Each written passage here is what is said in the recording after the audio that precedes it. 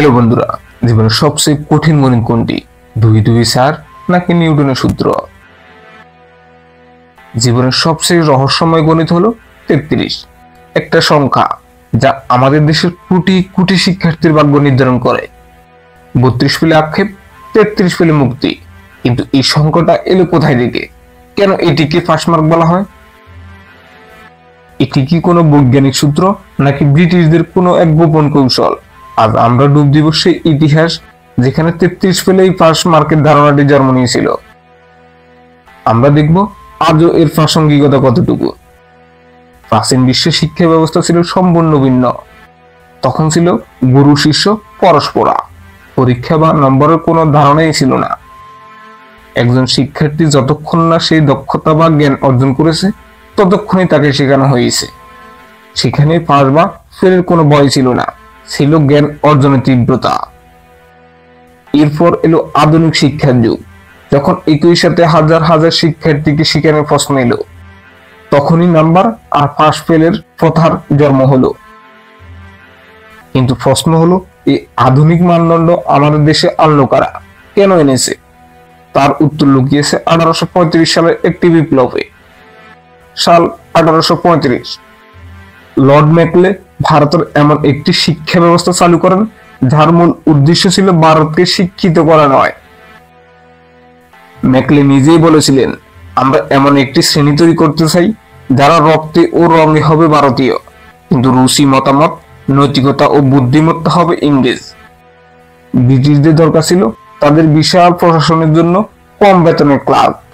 এই ক্লার্কদের খুঁজে বের করার জন্য একটি দ্রুত, সরল ও ভিন্ন পদ্ধতি দরকার ছিল, আর সেটাই হলো পরীক্ষা। তখনই প্রশ্ন এলো, পাস মার্ক কত হবে? এখানেই এলো সেই গাণিতিক সিদ্ধান্ত। ব্রিটিশরা মনে করতেন, একজন শিক্ষার্থীকে যদি ইংরেজ প্রশাসনের সামান্য কাজ করার যোগ্যতা অর্জন করতে হয় তবে তাকে অন্তত মোট জ্ঞানের একটি ন্যূনতম অংশ জানতে হবে। তারা ধরে নিলেন এই ন্যূনতম অংশটি হবে 1/3। সুতরাং 100 এর 1/3 33.33। ব্রিটিশ প্রশাসন সহজ হিসেবের জন্য এটাকে সোজাসুজি 33 করে দিল। এখানে রহস্য শেষ নয়। ব্রিটিশরা চেয়েছিল এমন একটি পাস মার্ক যা খুব বেশি কঠোর হবে না, যেমন 50, যাতে বিশাল সংখ্যক শিক্ষার্থী ফেল করে বিদ্রোহ না করে। আবার খুব বেশি সহজও হবে না, যেমন 25, যাতে শিক্ষার মান একেবারে ভেঙে না পড়ে।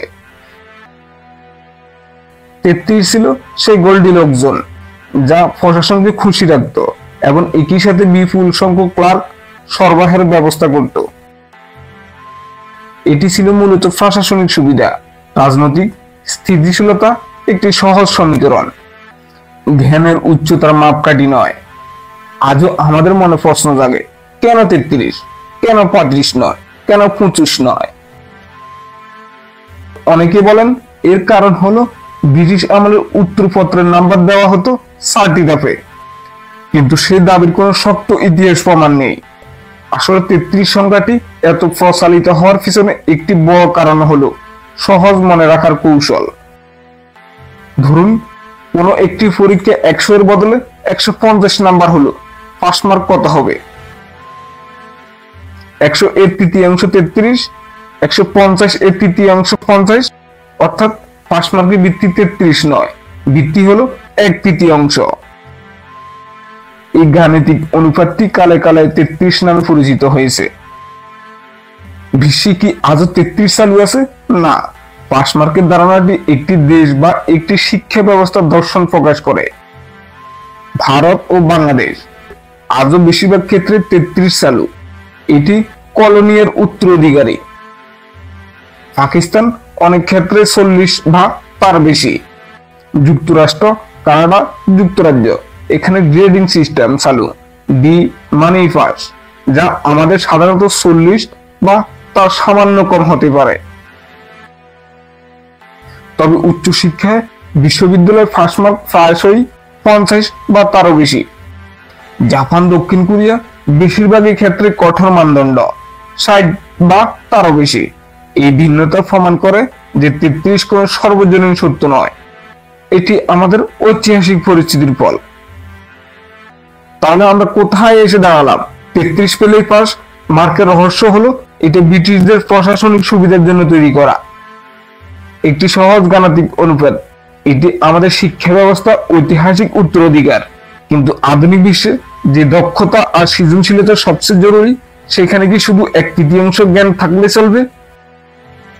ভবিষ্যতে সম্ভবত নাম্বার ভিত্তিক পাস মার্কের ধারণাটাই হয়তো উঠে যাবে, আসবে দক্ষতা ভিত্তিক মূল্যায়ন। হয়তো তখন কোনো শিক্ষার্থীকে 32-এর আঁকে ফুরাতে হবে না। যদি ভিডিওটি ভালো লাগে তাহলে সাবস্ক্রাইব করে বেল আইকনটি চাপতে ভুলবেন না।